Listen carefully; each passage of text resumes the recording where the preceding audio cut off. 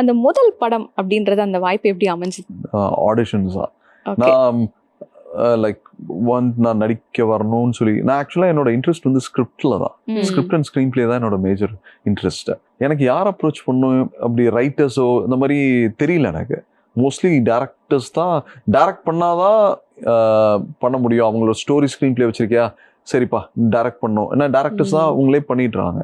இது ரைட்டிங் மட்டும் ஸ்க்ரீன் ரைட்டிங்க்கு மட்டும் எப்படி பண்ணுறது என்னதுன்னு தெரியல. தென் ஐ தாட் சினிமாக்குள்ளே வரணும்னா சினிமா பண்ணணும்னு ஆசை இருந்தது.